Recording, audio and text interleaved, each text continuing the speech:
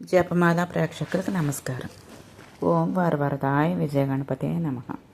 శ్రీ గురుభ్యో నమః. శ్రీమాత్రే నమః. ఈ భాగంలో ద్వాదశ స్కందం విందాము. సౌనకాది మహాముల్లారా, నారాయణ మహర్షి ఇంతవరకు కూడా చెప్పిన సదాచారం శ్రద్ధగా విన్న నారదుడు మరొక ప్రశ్న వేశాడు. వారిద్దరూ సంభాషణగానే దాన్ని వినడం అందంగా ఉంటుంది కనుక అలాగే చెప్తాను వినండి అంటూ సూతుడు కొనసాగించాడు. నారాయణ మహర్షి, సదాచారం గురించి సవివరంగా తెలియజేశావు. చాంద్రాయణాది వ్రతాల గురించి చెప్పావు. కానీ అవన్నీ ఆచరణకు కష్టసాధ్యాలు. మాలాంటి వారికి దేవి అనుగ్రహం లభించేట్టు సుఖంగా తేలికగా అనుష్ఠించడానికి తగినట్టు ఏమైనా వ్రత విధానాలు ఉంటే తెలియచేయి. గాయత్రి విధి చెప్పావు. అనుష్ఠానం చాలా ఉంది. వాటిలో ముఖ్యం అత్యధిక పుణ్యప్రదం ఏంటి? గాయత్రి మంత్రానికి 24 అక్షరాలు ఉన్నాయి. వాటిని ఋషులు ఎవరు? ఛందస్సులు ఏంటి? దేవతలు ఎవరు? ఇవన్నీ సమగ్రంగా తెలియచేసి నా వంటి అలసుల్ని తరింపచెయ్యి అని నారదుడు ప్రార్థించాడు. నారాయణ మహర్షి చిరునవ్వులు చిందిస్తూ ప్రారంభించాడు. గాయత్రి మంత్రాక్షర మహిమ. నారద, తక్కిన అనుష్ఠానాలను వేటిని కూడా చేసినా చెయ్యకపోయినా గాయత్రిని చేస్తే చాలు. ద్విజుడు కృతాకృత్యుడు అయినట్టే. 3 సంధ్యలోనూ అర్ఘ్యమిచ్చి 3000 గాయత్రి జపం చేస్తే అదే 10,000. దేవతలకు కూడా పూజ్యుడవుతాడు. అంగన్యాస కరన్యాసాలు చెయ్యని మానని సచ్చిదానంద రూపిణి గాయత్రిని నిర్వ్యాజంగా ధ్యానించడం ముఖ్యం. గాయత్రి మంత్రంలో ఒక్క అక్షరాన్ని సిద్ధింపచేసుకుంటే చాలు. ఆ సాధకుడు హరిహర హిరణ్యగర్భ సూర్యచంద్రాగ్నులతో పోటీ పడతాడు. ఒక్కొక్క అక్షరము అంతంత ప్రభావం కలిగి ఉంది. అందుకని ఆ అక్షరాల ఋషి చంద్ర దేవతలను అదే క్రమంలో అక్షరాల చెప్తాను, శ్రద్ధగా గ్రహించు.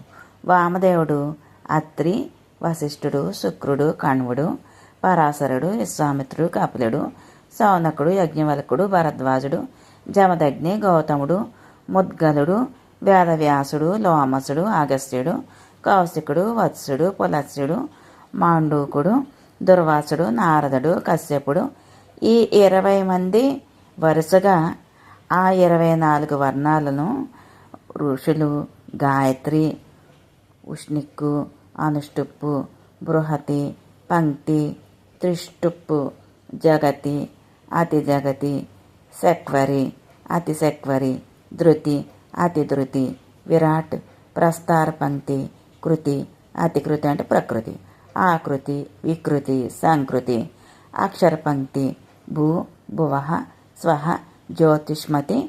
ఇవి 24 ఛందస్సులు. అదే క్రమంలో దేవతలకు చెందుతాయి. మొదటి అక్షరం అగ్నిదేవతాకం, రెండవది ప్రజాపతి దేవతాకం, మూడవది సోమదేవతాకం, నాలుగవది ఈశాన్య దేవతాకం, ఐదవది సావిత్రి దేవతాకం, ఆరవది ఆదిత్య దేవతాకం, ఏడవది బృహస్పతి, ఎనిమిదవది మిత్రావరణ, తొమ్మిదవది భగదేవతాకం, 10వది ఆర్యమ దేవతాకం, 11వది గణేశ, 12వది తృష్ణ, 13వది పౌష్ణ దేవతాకం, 14వది ఇంద్రాగ్ని దేవతాకం, 15వది వాయవ దేవతాకం, 16వది వామదేవతాకం, 17వది మైత్రావరణ దేవతాకం, 18వది వైశ్వదేవం, 19వది మాతృదేవతాకం, 20 విష్ణుదేవతాకం, 21 వసుదేవతాకం, 22 రుద్రదేవతాకం, 23వది కుబేర దేవతాకం, 24వది అశ్ని దేవతాకం. నారద, ఇవి గాయత్రి మంత్రంలో 24 అక్షరాలకు ఋషులు, ఛందస్సులు, దేవతలు సమగ్రంగా తెలియచేశాను. దీన్ని వింటే జపించిన ఫలితం దక్కుతుంది. ఈ వర్ణాలకు అధిదేవతలే కాక అధిదేవి శక్తులు కూడా ఉన్నాయి. మంత్రాక్షర క్రమంలో ఆ శక్తుల పేర్లు చెప్తాను విను. కామదేవి, ప్రియ, సత్య, విశ్వ, భద్రవిలాసిని, ప్రభావతి, జయ, శాంత, కాంత, దుర్గా, సరస్వతి, విద్రుమ, విశాలేశ వ్యాపిని విమల తమోపహారిణి సూక్ష్మ విశ్వయోని నిరయ వస పద్మాలయ పరశోభ భద్ర ద్రుపద అనే 24 శక్తులు ఆ అక్షరాలకు ఆదిదేవి మూర్తులు. ఇంకా ఈ వర్ణాలు రంగులు ఏంటంటే, మొదటిది సంపంగి పువ్వు రంగు, రెండవది అసీత వర్ణం, మూడవది పగడం రంగు, నాలుగవది స్ఫటిక వర్ణం, ఐదవది పద్మం రంగు, ఆరవది తరుణాదిత్య సన్నిభం, ఏడవది శంఖచంద్ర సమప్రభం, ఎనిమిదవది చిగురాకు రంగు అంటే ప్రవాళ పద్మ పత్రాభం, తొమ్మిదవది పద్మరాగ రంగు, పదవది ఇంద్రనీలపు రంగు, 11వది ముత్యపు రంగు, 12వది కుంకుమ రంగు, 13వది కాటుక రంగు, 14 రక్తవర్ణం, 15వది వైడూర్యం, 16 క్షౌద్రవర్ణం, 17 పసుపు రంగు, 18 మల్ల పువ్వు రంగు అంటే కుంద దుగ్ధాభం, 19వది సూర్యకాంతి రంగు, 20 చిలకతోక రంగు శఖపుష్ప నిభం, 21వది శతపత్ర నిభం, 22 కేతకీ పుష్ప సంకాసం అంటే మొగలి పువ్వు రంగు, 23వది మల్లికా కుసుమం, 24వది అక్షరానిధి కరవీర్య వర్ణం. ఈ వర్ణాలు 24కి 24 తత్వాలు ఉన్నాయి. పృథివీ అంటే ఆపస్సు జలం, తేజస్సు అంటే వాయువు, ఆకాశం గంధం, రసం అంటే రూపం, శబ్దం అంటే స్పర్శ, ఉపస్థం అంటే పాయువు, పాదం అంటే పాణి, వాక్ అంటే గ్రాణం, జీహ్వ అంటే చక్షుస్సు, త్వక్కు అంటే శ్రోత్రం, ప్రాణం అంటే అపానం, వ్యానం అంటే సమానం అనేవి వీటి తత్వాలు. ఇలాగే ఒక్కొక్క వర్ణానికి ముద్రలు ఉన్నాయి. సుముఖం, సంపుటం, వితతం, విస్తృతం, ద్విముఖం, త్రిముఖం, చతుర్ముఖం, పంచముఖం, షణ్ముఖం, అధోముఖం, వ్యాపకాంజలికం, శకటం, యమపాసం, గ్రథితం, సన్ముఖోన్ముఖం, విలంబం, ముష్టికం, మత్స్యం, కూర్మం, వరాహం, సింహక్రాంతం, మహాక్రాంతం, ముద్గరం, పల్లవం. ఇవి 24 ముద్రలు. త్రిశూలం, యోని, సురభి, అక్షమాల, లింగం, అంబుజం అనేవి 6 మహాముద్రలు. తురియ రూపాలు ఇవన్నీ మహాపాపక్షయకారకాలు, కీర్తిప్రదాలు, కాంతి ప్రదాలు. నారాయణ మహర్షి స్వామి సర్వ జగన్నాథ చతుషష్ఠి కళాభిజ్ఞ యోగ విద్యా రహస్యవేత్త, నాకొక్క సందేహం మిగిలిపోయింది. ఈ పుణ్యకార్యం చేసే మోక్షం వస్తుంది, బ్రహ్మస్వరూపత్వం సిద్ధిస్తుంది, దేహం దేవతా రూపాన్ని మంత్రరూపాన్ని పొందుతుంది. ఆ సత్కర్మ ఏంటో, దాని ఆచరణ విధానం ఏమిటో, మంత్ర ఋషి చందో అధిదైవత ధ్యానాలు ఏమిటో తెలుసుకోవాలని కుతూహలంగా ఉంది. ప్రభు దయచేసి తెలియపరచవు అని. నారద మహర్షి తప్పకుండా తెలియపరుస్తాను. నువ్వు అడగడం నేను చెప్పకపోవడం. గాయత్రి కవచమని అత్యంత గుహ్యం ఒకటి ఉంది. దాన్ని పఠించినా ధరించినా సర్వపాపాలు నశిస్తాయి, కోరికలన్నీ తీరాక అంతేకాదు దేవి రూపుడవుతాడు. గాయత్రి కవచం విందాము. గాయత్రి కవచానికి బ్రహ్మ విష్ణు మహేశ్వర్లే ఋషులు. ఋగ్యజు సామ అధర్వణ వేద ఛందస్సులు. బ్రహ్మరూపిణి గాయత్రీదేవే ఆదిదేవత. కవచం ఇది తద్బీజకం, భర్గశక్తికం, దీకీలకం అంటే దియ అయితే కీలకం, మోక్షార్థే వినియోగ. దీనిలో 4వ వర్ణాలు హృదయం, 3వ వర్ణాలు శిరస్సు, 4గింటిలో శిఖ, తర్వాత 3ఇంటిలో కవచం, ఆడపైన 4గింటిలో నేత్రం, తక్కిన 4 అస్త్రకం.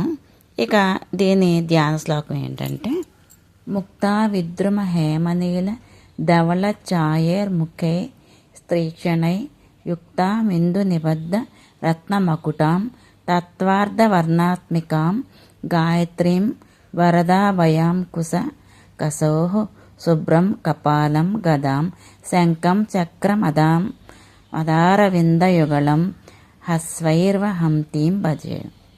గాయత్రీదేవి తూర్పు దిక్కున రక్షించుగాక, సావిత్రి దక్షిణ దిక్కున, బ్రహ్మ సంధ్యాదేవి పశ్చిమ దిక్కున, సరస్వతీదేవి ఉత్తర దిక్కున, పార్వతి ఆగ్నేయ దిక్కున, జలసాయిని నైరుతి దిక్కున, పవమాన విలాసిని వాయు దిక్కున, రుద్రాణి ఈశాన్య దిక్కున, బ్రహ్మాణి ఊర్ధ్వ దిక్కున, వైష్ణవి అదో దిక్కున, ఇలా దశ దిశల ఆ భువనేశ్వరి నన్ను రక్షించుగాక.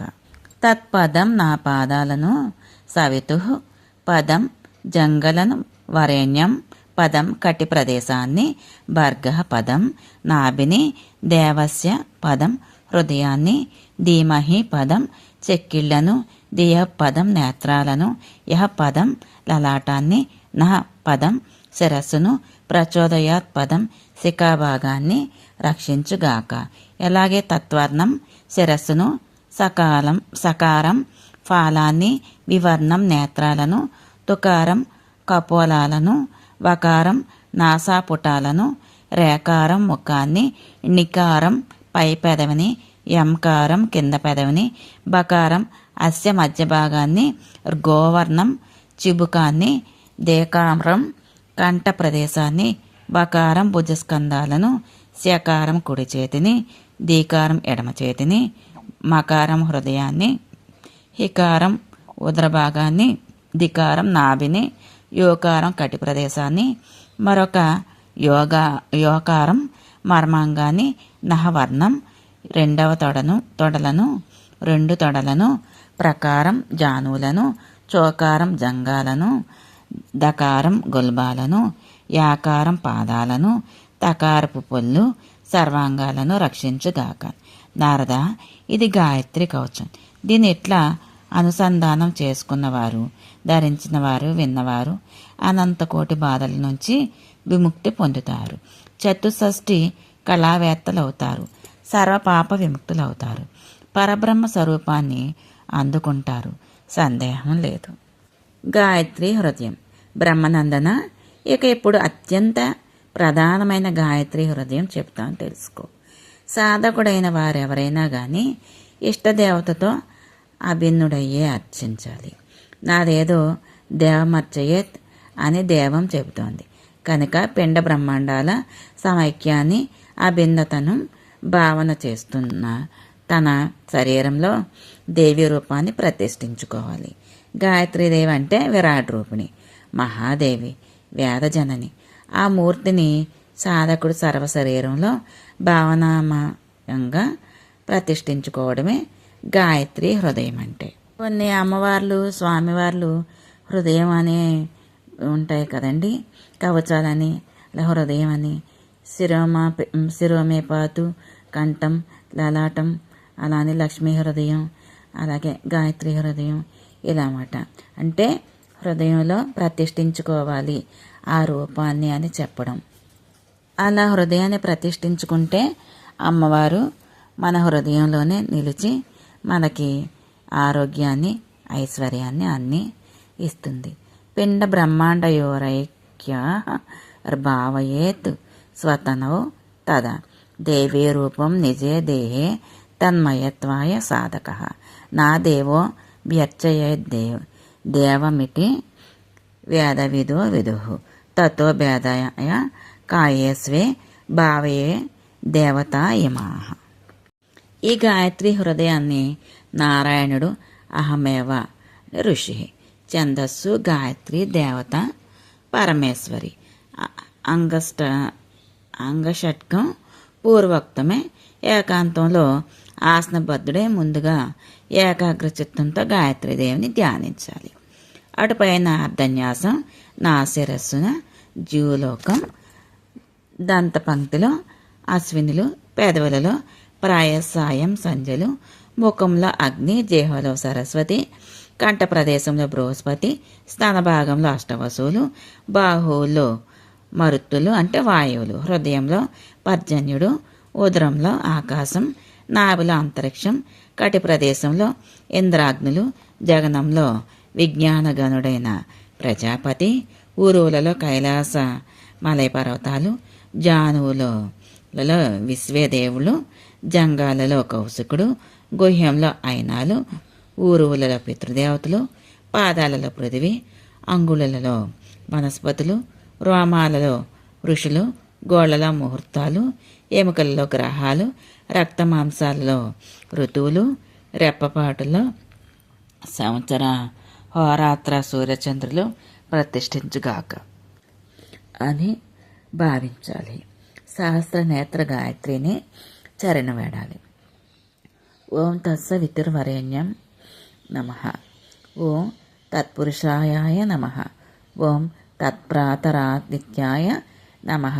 ఓం తత్ప్రాతరాదిత్య ప్రతిష్టాయ నమః. ఇలాగ నమస్కరించాలి. ప్రాతః సంధ్యలో రాత్రి పాపము, సాయం సంధ్యలో పగటి పాపము నశించి సాయ ప్రాతః సంధ్యా వందనాలు చేసినవాడు పాపరహితుడు అవుతాడు.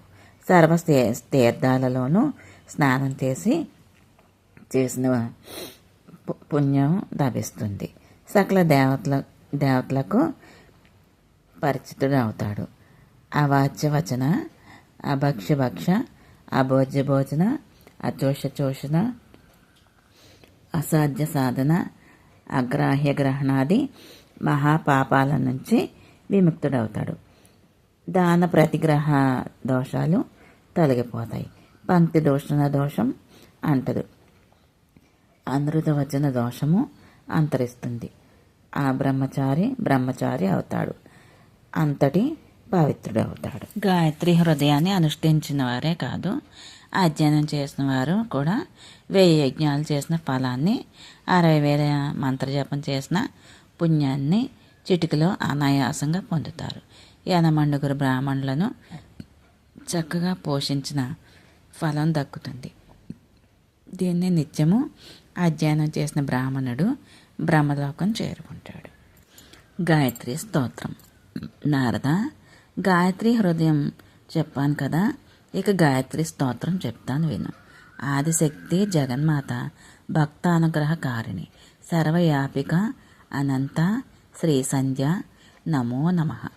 నువ్వే సంధ్యవు, గాయత్రివి, సావిత్రివి, సరస్వతివి, వైష్ణవి, రౌద్రివి, రక్తపు, శ్వేతవు, కాళికవు, ప్రాతకాలంలో బాల స్వరూపిణివి, మధ్యాహ్నంలో యువతినివి, సాయంకాలంలో వృద్ధవు, ముని పూజితవు, హంసవాహనవు, గరుడారూఢ వృషభవాహినివి, ఋగ్వేదం పఠిస్తూ తపస్సులను దర్శనమిస్తావు. ఋగ్వేదం పఠిస్తూ అంతరిక్షంలో విరాజిల్లుతావు. సామగానం చేస్తూ భూమండలమంతా సంచరిస్తుంటావు. రుద్రలోక, విష్ణులోక, బ్రహ్మలోక నీ నివాస భూములు. మానవులను అనుగ్రహించడమే నీ శీలం, నీ స్వభావం.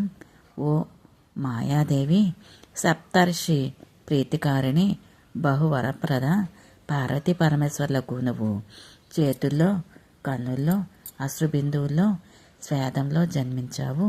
నువ్వు ఆనంద జననివి, దుర్గవు, వరేణ్యవు, వరద, వరిష్ట, వరవర్ణిని, గరిష్ట, వారాహ, వరారోహ, సప్తమి, నీలగంగ, సంధ్య, సర్వదా భోగమోక్షప్రద, స్వర్గలోకంలో మందాకినివి, భూలోకంలో భగీరథివి, పాతాళంలో భోగావతివి. నువ్వు త్రిలోకవాహినివి, త్రిలోక నివాసినివి, భూలోకంలో దరిద్రివి, శోకదారిణివి, భువర్లోకంలో వాయుశక్తివి, స్వర్లోకంలో తేజోనిధివి, మహాలోకంలో మహాసిద్ధివి, జనలోకంలో జననివి, తపోలోకంలో తపస్వినివి, సత్యలోకంలో సత్యవాక్యవి, విష్ణులోకంలో లక్ష్మీదేవి, బ్రహ్మలోకంలో గాయత్రివి, రుద్రలోకంలో గౌరివి, హరుడికి అర్ధాంగినివి, నివాసినివి. తల్లి, మహాదహంకారాలకు సంధాన ప్రకృతివి. నువ్వు సామాన్య సామాన్యావస్థ రూపిణివి, శబల బ్రహ్మరూపిణివి, పరమ పరాశక్తులు నువ్వే. ఇచ్చా క్రియా జ్ఞానశక్తులను ఇచ్చేదానవు నువ్వే. గంగా, యమున, పిపాస, సరస్వతి, సింధు, నర్మదా, గోదావరి, కావేరి, కౌశికి, చంద్రభాగ, గండకి, గోమతి, వేత్రవతి, శతద్రు, సరయు, దేవిక, ఇరావతి, వితస్త, తపిని, ప్రముఖ నదీ నదాలను నువ్వే తల్లి. మానవ శరీరంలో ఉండే ఇడ, పింగళ, సుషుమ్న, గాంధారి, హస్తి, జహ్వ, పూష, ఆలంబుస, కుహు, శంకిని, ప్రాణవాహిని, ప్రభృతి, నాడీ మండలం నువ్వే. హృదయ పద్మంలో ప్రాణశక్తివి, కంఠంలో స్వప్ననాయికవు, తాలూపులలో సదాధారవు, బిందు ప్రదేశంలో బిందుమాలినివి, మూలాధారంలో కుండలినివి, కేశమూలాల్లో వ్యాపినివి, శిఖా మధ్యాసనపు శిఖాగ్రభాగంలో మనోన్మనివి. అమ్మ, వెయ్యేళ్ళ ఈ జగత్తంతా కూడా సమస్తము సర్వస్వము నువ్వే. మహాదేవి, శ్రీదేవి, సంధ్యాదేవి, నమో నమః, నమో నమః, నమో నమః. నారద, ఈ గాయత్రి స్తోత్రం సంధ్య వేళల్లో పఠిస్తే సమస్త శక్తులు సిద్ధిస్తాయి. అపుత్రులకు పుత్రవంతులు, దరిద్రులకు ధనవంతులు అవుతారు. సర్వతీర్థ తపోదాన యజ్ఞఫలం లభిస్తుంది. భూలోకంలో శతాయుష్కులే భోగాలు అనుభవించి ఆరోగ్యవంతుడిగా జీవించి కట్టకడపడికి అపునర్భవంగా ముక్తి పొందుతాడు. ఆ సమయంలో ఎక్కడ పఠించినా పుణ్యప్రదమే. ఎవరైనా పఠిస్తుండగా విన్నా పుణ్యమే.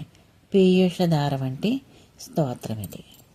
నారాయణ మహర్షి సర్వధర్మజ్ఞ, సర్వశాస్త్ర విశారద, శృతి స్మృతి పురాణ రహస్యాలు ఎన్నెన్నో నీ నోటి నుంచి విన్నాను. ఆయన ఇంకా తృప్తి కలగడం లేదు. ఆ విద్యను తొలగించి విద్యను కలిగించేది ఏది? బ్రహ్మజ్ఞానం పొందాలంటే ఏది దారి? ఐహిక ముష్మిక సుఖాలతో పాటు మోక్షం కూడా కావాలంటే అంతరంగం దీనికి సాధనం ఏమిటి? సారాంశంగా చేస్తేవిగా నీ పుణ్యము అని తరిస్తాను. గాయత్రి అష్టోత్తర సహస్రం. నారద మహర్షి, సాధు సాధు, అడగవలసింది అడిగావు. నువ్వు మహాప్రాజ్ఞుడివి. సందేహం లేదు కనుకనే చెబుతాను, ఆలకించు. నీ సందేహాలు మూడింటికి ఒక్కటే సమాధానం, ఒక్కటే సాధనం. అదే శ్రీ గాయత్రి అష్టోత్తర సహస్రనామమాల. సృష్టికి ఆదిలో భగవంతుడు ఉపదేశించిన సహస్రనామాలను నీకు ఉపదేశిస్తున్నాను. వీటిని జపించడం విద్యాప్రదం, బ్రహ్మజ్ఞానదాయకం, ముక్తి ప్రదం. దీనికి ఋషి సాక్షాత్తు చతుర్ముఖుడు. గాయత్రియే అధిదేవత. ఛందస్సు, అనుష్టుప్పు, హల్లులన్నీ బీజాక్షరాలు, స్వరాలన్నీ అంటే అచ్చులు, శక్తులు. మాతృకాక్షరాలలో అంగన్యాస కరన్యాసాలు. సాధకులు హితం కోరి ముందుగా ధ్యాన శ్లోకం చెప్పి తర్వాత సహస్రనామాలు చెప్తాను. శ్రీమాత్రే నమః. మిగతాది తర్వాయి భాగంలో విందాము.